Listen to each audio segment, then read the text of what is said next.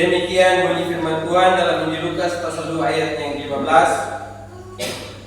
Setelah malaikat-malaikat itu meninggalkan mereka dan kembali ke surga, gembala-gembala itu berkata seorang kepada yang lain, "Marilah sekarang kita pergi ke Betlehem untuk melihat apa yang terjadi di sana, seperti yang diberitahukan Tuhan kepada kita." Tema Natal tahun ini adalah marilah kita pergi ke Betlehem. Kenapa para malaikat berkata, "Ayo marilah sekarang kita pergi ke Betlehem"? Itu dimulai dari ayat yang ke-11, di mana pada waktu itu para malaikat datang mengunjungi para gembala. Kalau kita lihat dalam ayat yang ke-11 dikatakan, "Hari ini telah lahir bagimu juru selamat, yaitu Mesias Tuhan di kota Daud." Ada sebuah berita yang disampaikan, ada panggilan surgawi untuk para malaikat bahwa sesungguhnya hari ini telah lahir bagimu seorang juru selamat dan satu-satunya juru selamat. Ketika para gembala mendengar hari ini telah lahir bagimu juru selamat di kota Daud, ada satu sukacita, ada kebahagiaan tersendiri dalam diri mereka, karena mereka hanyalah gembala, orang biasa. Gembala adalah sebuah pekerjaan yang terhina bagi mereka di Israel. Tetapi waktu itu orang-orang sederhana, orang-orang terhina seperti itu mendapatkan kunjungan dari malaikat merupakan sebuah kehormatan. Bahkan kalau Bapak Ibu baca dalam Alkitab, tidak semua orang malaikat itu kunjungi mereka, tetapi adalah orang-orang rohaniawan, para nabi.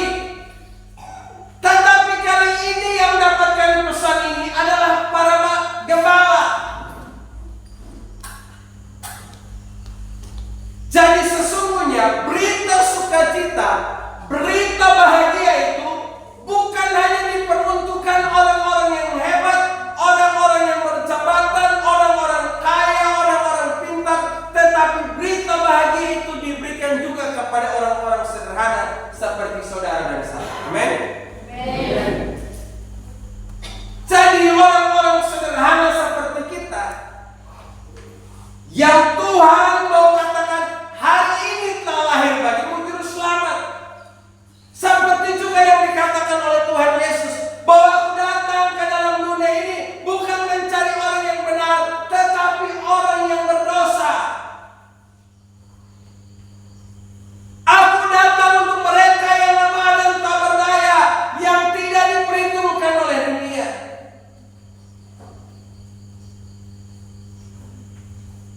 Malam hari ini Tuhan datang juga di tengah kita sekalian.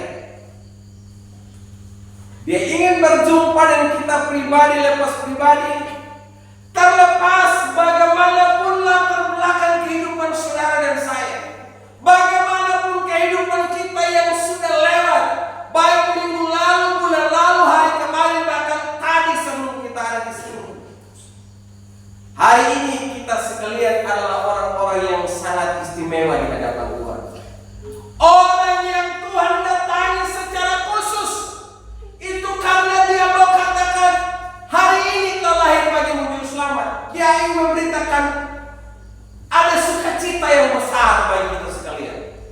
Ada kebahagiaan yang terbesar bagi kita. Dan hal kedua yang saya perhatikan di sini adalah setelah para malaikat itu menyampaikan hari ini telah lahir bagimu juru selamat, respon dari para gembala, mereka katakan, "Ayo mari kita pergi ke Betlehem." Ada respon iman, ada tanggapan iman akan apa yang disampaikan oleh Tuhan kepada mereka. Yaitu mereka bersedia untuk pergi mengunjungi bayi Yesus. Jadi ketika kita mendapatkan sesuatu dari Tuhan, ya maka kita juga harus punya respon yang baik. Ingat Bapak Ibu ya, kalau kita tidak punya respon yang baik, firman Tuhan di Kihamu pun apa budi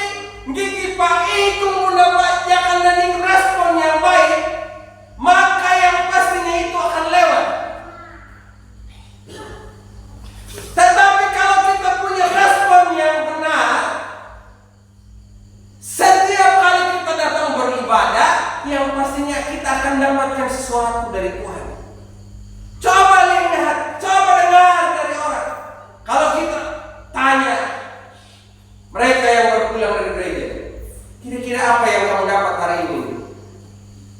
Mereka tidak tahu harus jawab apa karena waktu mereka di gereja juga mereka bingung semua. Mereka tidak ngerti apa yang disampaikan. Salah satu respon kecil saja dalam gereja ini ya, ketika pemimpin pujian bilang, ayo mari kita berdiri. Itu kita harus punya respon. Ini ibadah. Amin. Ini ibadah. Kalau dikatakan ayo mari kita beribadah kepada Tuhan, menurut Bapak Ibu ibadah itu seperti apa ya?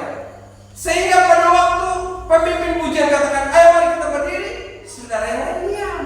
Nah, sebetulnya liturgi apapun yang kita lakukan itu adalah ibadah kita.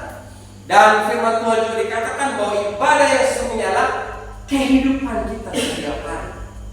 Jadi harus punya respon yang baik. Gembala-gembala itu berkata, ayo marilah kita adanya respon yang sama, adanya kesepakatan iman. Seperti juga yang dikatakan oleh Rasul Paulus, hendaklah kamu seia sekata, sepikiran, seperasaan, sehati dan sejiwa. Kalau saja dalam hidup ini kita memiliki sikap seperti para gembala yang selalu seia sekata, maka apapun yang kita lakukan semuanya akan bisa mencapai hasil yang baik dan benar. Tapi kalau seandainya yang satu ajak ke kiri, yang satu ajak ke kanan, yang satu mau maju ke depan, yang satu mau mundur, maka tidak akan bisa mencapai hasil yang baik. Tapi gembala ini mengajarkan kita teladan yang baik, yaitu mereka punya kesepakatan hati untuk pergi berjumpa dengan Tuhan. Malam hari ini kita katakan, aku mau pergi nanti, mau pergi berjumpa dengan Tuhan. Pertanyaannya baik itu sekalian, apakah itu memang lahir dari sebuah hati yang mencintai Tuhan, atau kita mau datang beribadah hanya sekedar merayakan? Nah itu Bapak Ibu saudara sendirilah yang menjawab. Kita memang rayakan Natal itu cuma sekali setahun, tapi Kristus bisa lahir setiap hari dalam diri kita. Tapi satu hal lagi yang perlu kita ingat, waktu Tuhan mau lahir di hati kita, apakah kita punya respon yang benar atau tidak? Nah, saudara yang jauh lebih tahu. Selanjutnya, mereka pergi berjumpa dengan si bayi Yesus itu. Ketika mereka melihat bayi itu, kalau Bapak Ibu baca dalam ayatnya yang ke-16, wah mereka itu penuh dengan sukacita. Mereka hidup dengan riang gembira. Kalau seseorang sudah berjumpa dengan Yesus, ya, kalau seorang sudah berjumpa dengan Yesus, maka yang pasti hidup seseorang itu akan berubah menjadi penuh sukacita. Tapi kalau seseorang tidak berjumpa dengan Tuhan secara pribadi, dia tidak akan pernah mengeluarkan kebahagiaan dalam hidupnya. Sesulit apapun hidup yang dia jalani, tapi kalau dia sudah berjumpa dengan Tuhan, menikmati keintiman dengan Tuhan, dia akan merasa bahagia. Mungkin bagi orang lain hidupnya susah, tapi orang itu menikmatinya. Dia nikmati dia punya hidup. Coba kita pikir baik-baik gitu. Mungkin ya, dalam standar orang lain yang lebih kaya dari kita, waktu lihat kita punya keberadaan hidup ini, mereka bilang begini sama kita, hei, orang kakak miskin semua. Tapi apakah kita orang kaya ini kita meratapi kita punya diri kok? Kan tidak, malah kita itu merasa bahagia, rasa enjoy dengan hidup kita setiap hari.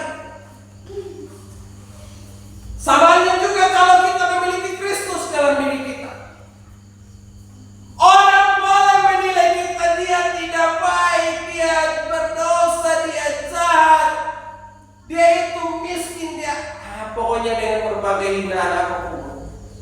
kalau kita berjumpa dengan Tuhan, kita sendiri yang bahagia.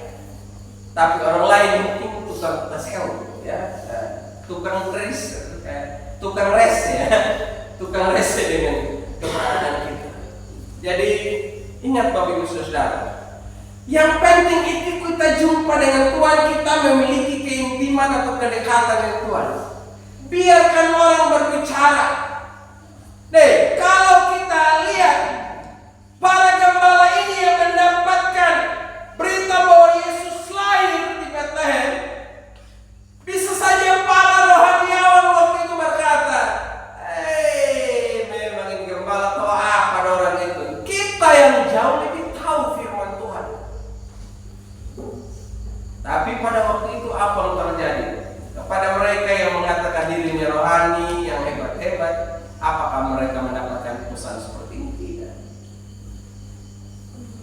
Selanjutnya yang saya lihat di sini, yang keempat adalah mereka katakan, mari kita pergi ke Bethlehem. Apa itu Bethlehem? Bethlehem itu adalah kota tempat Raja Daud lahir juga. Jadi Bethlehem Yudea itu kalau Bapak Ibu baca sejarah Alkitab itu dituliskan begitu. Dalam kitab Mika maupun dalam kitab Yesaya itu dituliskan bahwa nanti seorang raja yaitu Mesias akan lahir di Bethlehem. Bethlehem itu memiliki arti rumah roti. Kalau orang Arab itu Bethlehem itu mempunyai arti rumah daging. Jadi rumah roti.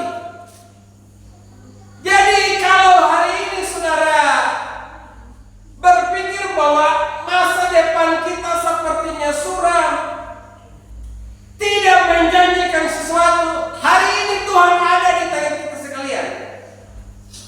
Dia ingin berjumpa dengan saudara dan saya di rumah roti, rumah yang penuh dengan kelimpahan, rumah yang penuh dengan kebahagiaan. Jadi kalau kita tahu bahwa Yesus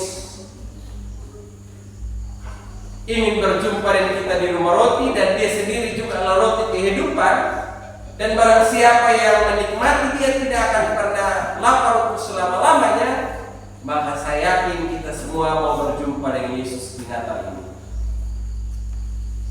Setiap tahun anak-anak yang dari kota pulang ke kampung hanya untuk ikut perayaan Natal. Dan orang kampung juga kalau sudah mau Natal rame-rame turun ke kota hanya untuk melihat yang Natal. Tapi kalau sudah lewat selesai sudah. Nah, Bapak Ibu Saudara, malam ini Tuhan berpesan pada kita, datang dan berjumpa dengan saya di rumah roti. Selanjutnya, Bethlehem Yudea adalah sebuah kota kecil, tetapi Tuhan memilih kota kecil itu untuk dia bisa lahir. Artinya bagi Allah itu tidak perlu harus tempat yang mewah, tidak perlu harus tempat yang terkenal, tempat yang penuh dengan keramaian.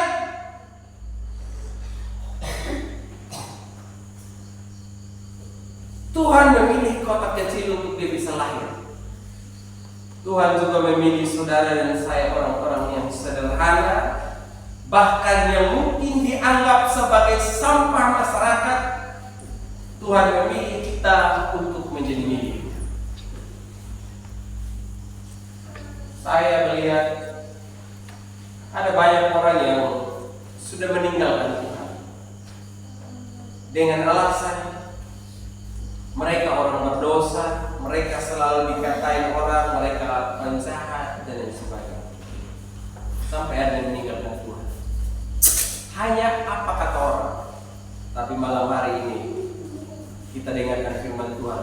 Tuhan justru memilih tempat yang sederhana, tempat yang tidak terkenal, tempat yang kotor, tempat yang tidak dianggap untuk dia bisa lahir. Dan Tuhan juga memilih saudara dan saya yang tidak berarti bagi dunia untuk dibuatnya menjadi berarti. Makanya Rasul Paulus katakan dalam kitab Roma, kita yang berdosa, yang semestinya menanggung hukuman itu, tetapi Allah balikan, sehingga dia yang tidak berdosa telah dibuatnya menjadi dosa, supaya kita yang berdosa dibuatnya menjadi benar di mata Tuhan. itulah sukacita bagi kita sebagai orang yang percaya kepada Tuhan.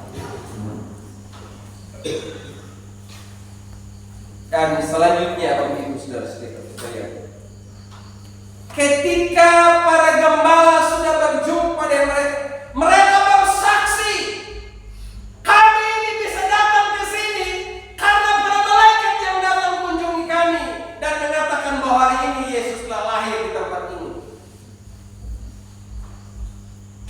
pesan yang kita bisa ambil dari sini adalah kita harus menjadi orang yang berani bersaksi dengan pengalaman yang kita miliki bersama dengan Tuhan. Amin. Pengalaman kita dengan Tuhan itu kita saksikan. Tapi kadang kita Bapak Ibu malu bersaksi. Saya salut Mama Lelung dulu dia masih hidup ya. Walaupun kalau dia bersaksi dulu banyak juga yang kami bikin ya. Kalau dia baru berdiri di sini, aku duluan dulu mainan neptak ya kawan. Yang penting yang besok man. Tapi apa yang terjadi setelah dia tidak ada? Kamu tidak rajin bersaksi ini sekarang ya. Tapi dulu kami bilang, dia bilang gini. Kadang dia bilang, dia sudah berdiri di sini. Raya pokok menari, dari pokok yang ada dia terjun ke jauhan dia. Ini kaget. Kalau ditodong-todong begitu juga kadang ini, kita juga ini begitu ya. Jadi enak aja bikin tawa, bikin apa ya. Tapi saya lihat ada motivasi yang bagus Bapak Ibu. Dia dorong kita setiap minggu, ayo kita bersaksi. Ada lagu juga biar tidak nyambung juga, pokoknya tahu saja. Begitu ya. Tapi saya salut ya, ada semangat bersaksinya. Saya ingin anak-anak muda begitu kembali lagi ya. Nah, jangan hanya di Natal saja, kami ini ada vocal group, ada dance-nya. Tapi tiap minggu kamu harus dance ya. Apalagi ada di sekar lagi nih yang baru nanti ini dia ajar kamu semua ini ya. Kemarin saya tanya sama dia, kau bisa joget dance gitu. Woi bapak dulu waktu saya masih kecil itu saya dance itu gitu. Nah, cocok suka aja dan sebenarnya. Jadi saudara-saudara, nanti harus begitu. Sama juga kita orang tua. Saya ingat dulu waktu kita masih di gereja lama sana. Ada ibadah kaum wanita. Sekarang kaum wanita itu saya tidak pernah lihat lagi. Bahas tentang wanita saya tidak pernah ada lagi. Selain itu lagi ada ibadah kaum bapak. Dulu kita masih ada kaum bapak ini ya. Jadi setiap hari apa pun kita bapak kumpul begitu ya. Sekarang hilang semua itu. Jadi sekarang Tuhan mau jumpa kita kembali untuk kita bangkitkan kembali kita punya semangat yang dulu. Amin. Saya yakin Bapak Ibu Saudara, kalau kita sudah berjumpa dengan Tuhan, kita punya semangat yang baru. Saya berdoa tahun yang baru nanti ini ya kita punya semangat yang makin berapi-api ya. Giat bagi Kristus. Mungkin bagi orang lain ya kita bekerja bagi Tuhan sepertinya menghabiskan waktu tidak mendapatkan apa-apa. Tetapi sesungguhnya rohani kita itu semakin diperkaya Bapak Ibu. Semakin kita memiliki kedekatan dengan Allah, rohani kita semakin diperkuat sehingga kita mampu menghadapi segala tantangan dunia ini. Dan sekali lagi firman Tuhan katakan, marilah kita pergi ke Bethlehem. Jadi sebagai jemaat, mari kita selalu memiliki kebersamaan untuk berjumpa dengan Tuhan, sebab perjumpaan dengan Tuhan kita akan menikmati kelimpahan. Dalam Yohanes pasal 10 ayat 10 dikatakan bahwa kalau kita memiliki Tuhan, kita akan memiliki kelimpahan dalam segala hal. Doa saya Tuhan memberkati. Kita sama-sama